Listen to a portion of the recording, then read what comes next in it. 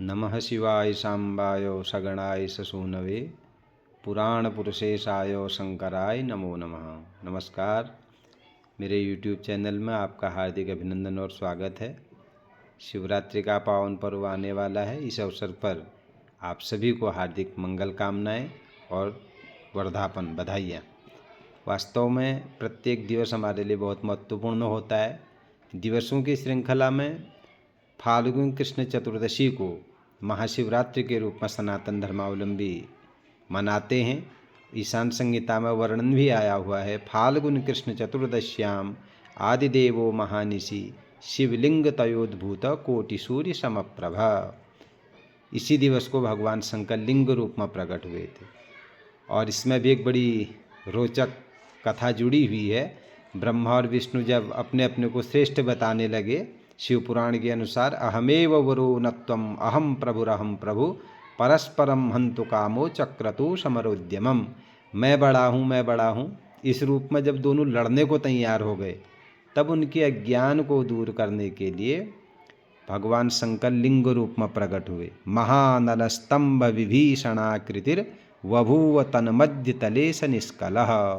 तो भगवान शंकर जब लिंग रूप में प्रकट हुए, उन्होंने ब्रह्मा और विष्णु को आदेश दिया कि इसका आदि और अंत पता करके आओ। विष्णु तो हार स्वीकार कर लेते, उन्होंने कहा मुझे तो इस लिंग का कोई अंत पता ही नहीं चला। ब्रह्मा ने झूठ का सहारा लिया और केतकी के माध्यम से ये सिद्ध करने का प्रयास किया कि मैं लिंग का आदि पता करके आया हुआ हूँ।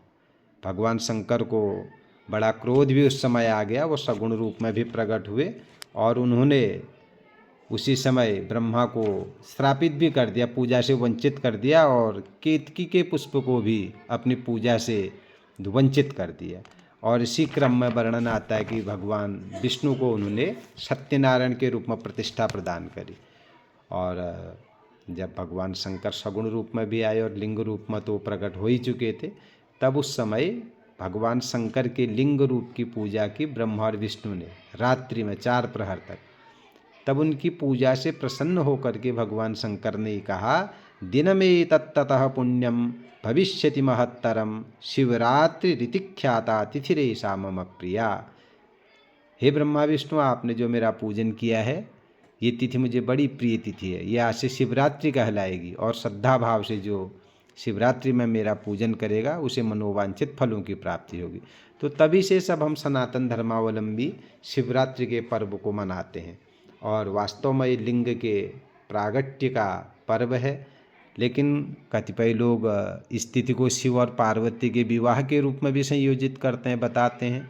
हमारे पुराणों का तो कोई अंत ही नहीं है, अनंत हैं शास्त्र। हो सकता है कहीं पर शिव पार्वती के विवाह का भी वर्णन हो, लेकिन जहाँ तक मेरा अध्ययन रहा है और मैंने सुना है और शिव पुराण में देखा है, तो ये तिथि तो शिवरात्रि की तिथि शिव जी के लिंग के रूप में प्रकट होने की तिथि है।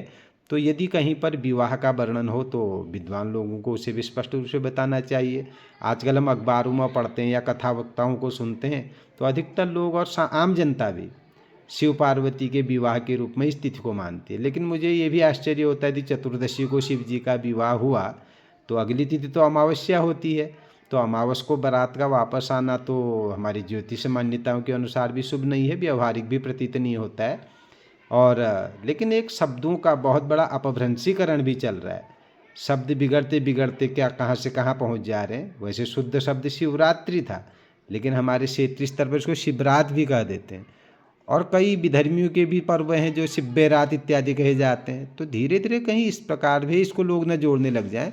इसलिए आज शब्दों का चयन और इन कथानकों का विमर्श और विश्लेषण होना बहुत आवश्यक है। इसी भावनाओं को ध्यान में रखते हुए मैं आपके बीच में इस विचार को रखा कि शिवरात्रि का पर्व शिव भगवान के लिंग रूप में प्रकट होने का पर्व है और इसे हमें बड़े धूमधाम से मनाना चाहिए। और वास्तव में यदि इन पुराणों का, इन कथानकों का हम आध्यात्मिक चिंतन करें तो शिव शब्द कल्याण का प्रतीक है और लिंग शब्द जो है निर्गुण परमात्मा का वाचक है। शिव शक्त्योश्च चिन्हस्य मेलनम लिंग मुच्यते।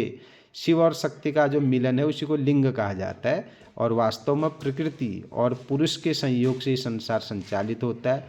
इसीलिए इस पर्व का विशेष जो है महत्व हम मानते हैं और इसके आख्यान को समझना और उसकी गंभीरता को समझना हम सबका नैतिक दायित्व भी होता है। और इसमें कई प्रकार के पूजा का भी विधान आता है और कतिपय लोग भांग घोटा इत्यादि पी करके शंकर भगवान को प्रसन्न करने की बात करते हैं, जो कि आधुनिक सभ्य समाज में उचित प्रतीत नहीं होता है। भगवान शंकर ने कोई मद्यपान नहीं किया या कोई गरल पान, ऐसा उनने तो कालकूट जहर को पिया था संसार के कल्याण के लिए। इसलिए भांग धतूरा चढ़ा करके पूजा को अशुद्ध नहीं करना चाहिए। ये मेरा व्यक्तिगत आग्रह आप सभी से है।